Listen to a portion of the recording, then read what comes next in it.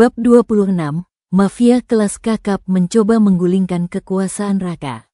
Malam itu, kota Hamburg diselimuti kabut tipis yang terasa dingin dan berbau garam laut. Di kawasan pelabuhan yang luas, kapal-kapal kargo raksasa berderet seperti monster besi yang tertidur, dengan lampu sorot yang meredup hanya mampu menembus kabut sejauh beberapa meter. Air laut yang gelap memantulkan kilau lampu kuning keemasan dari dermaga, menciptakan ilusi sungai cahaya yang berkelok-kelok. Tapi bukan aktivitas pelabuhan biasa yang sedang berlangsung. Jauh dari pantauan kamera pengawas publik, di salah satu sudut terpencil, ada pertemuan besar yang akan menentukan arah kekuasaan bawah tanah Eropa.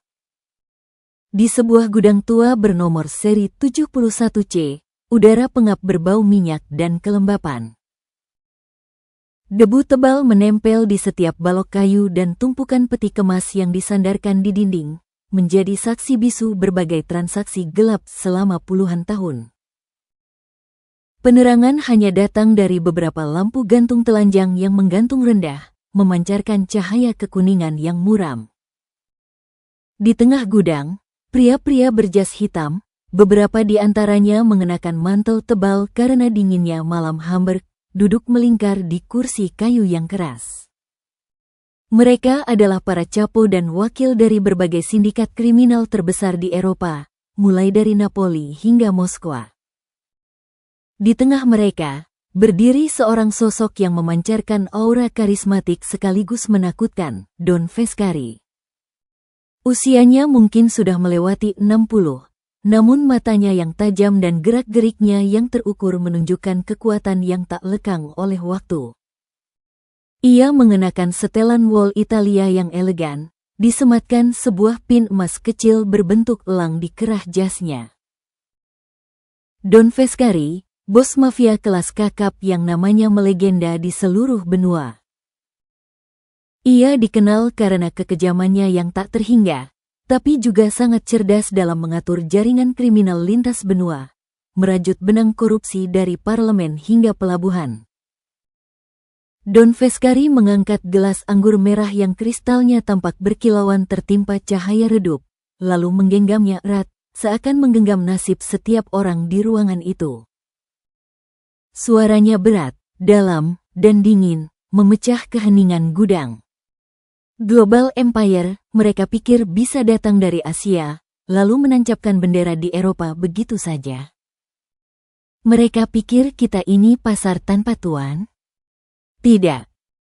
Don Foscari menghela napas, nadanya berubah menjadi ancaman yang terselubung.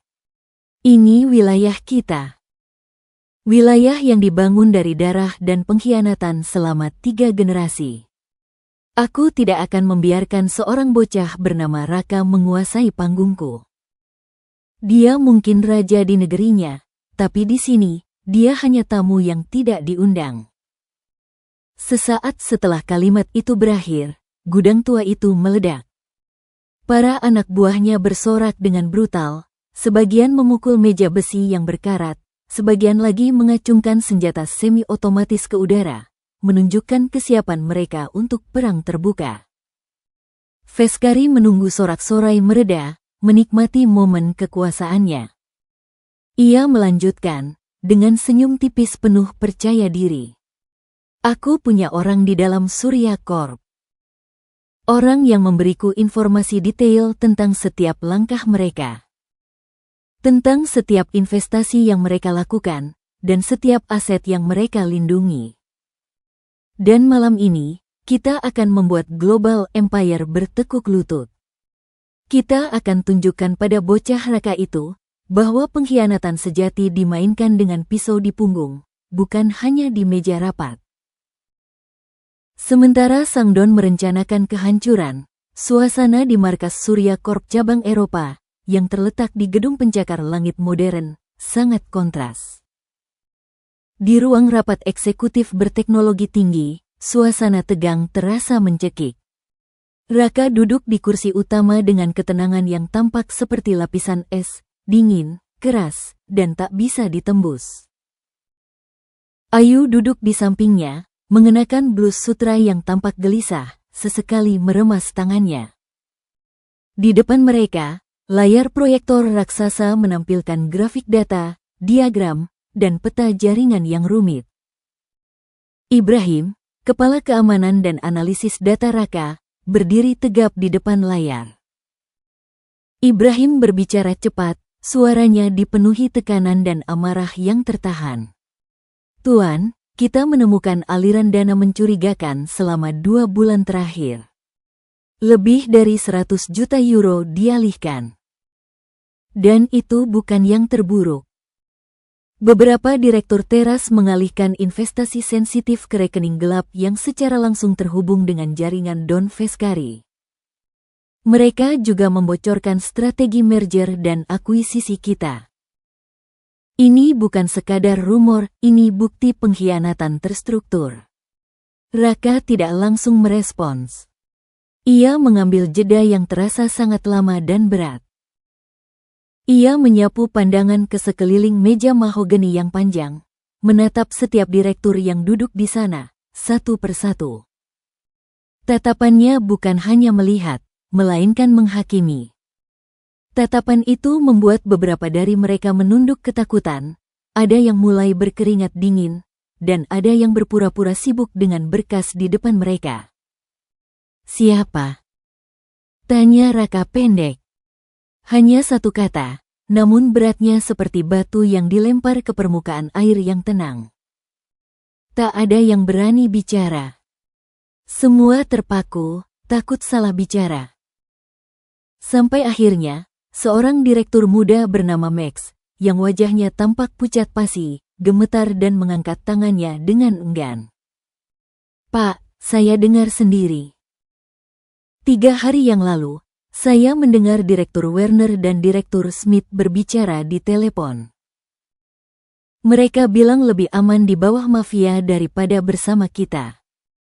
Mereka bilang Feskari menawarkan perlindungan dan saham yang lebih besar dalam pasar gelap Eropa. Ayu menutup mulutnya dengan tangan, terkejut dan terluka. Jadi ada pengkhianat di dalam? Orang yang kita percayai? Ibrahim menekan tombol di keyboardnya. Seketika, layar besar menampilkan foto seorang pria dengan senyum ramah yang familiar. Pria itu adalah Werner Scholes, seorang eksekutif senior yang selama ini dikenal sangat setia, orang yang dipercaya Raka untuk mengurus operasional penting di wilayah Jerman dan Skandinavia. Raka menatap foto itu lama, keheningannya jauh lebih mengancam daripada teriakan apapun. Wajahnya tetap tenang, tanpa ada riak emosi.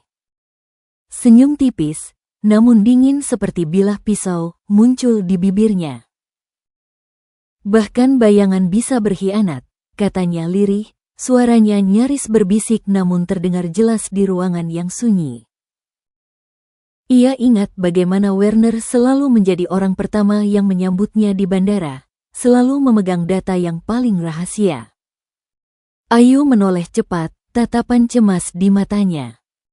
Mas, itu orang yang selalu bersama kita. Yang selalu meyakinkan semua orang tentang visi global empire. Bagaimana mungkin dia berkhianat? Raka berdiri, langkahnya pelan tapi mantap, menuju jendela besar yang menampilkan pemandangan kota Hamburg yang berkabut. Di dunia ini, kebodohan bisa dimaafkan, Ayu. Itu bagian dari proses belajar. Tapi pengkhianatan? Itu penyakit. Dan penyakit harus dipotong dari akarnya.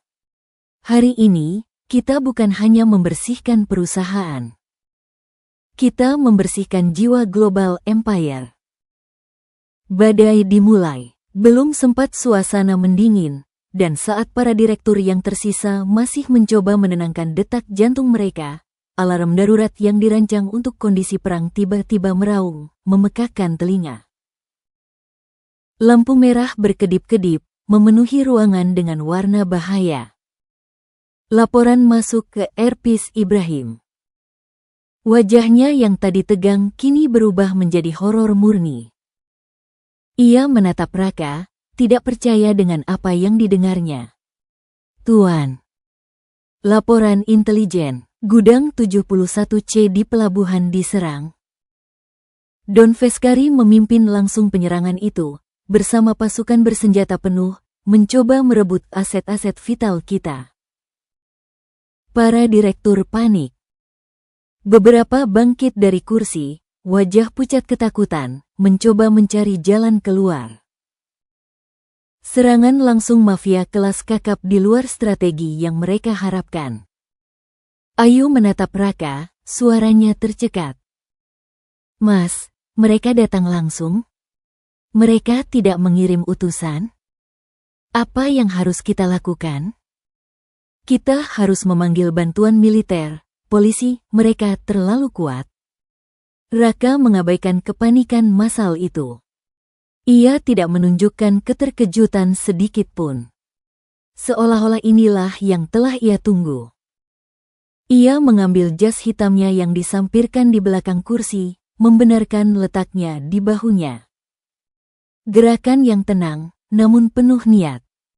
Aku yang akan menyambut mereka, kata Raka, suaranya tenang seakan badai baru saja dimulai, bukan berakhir.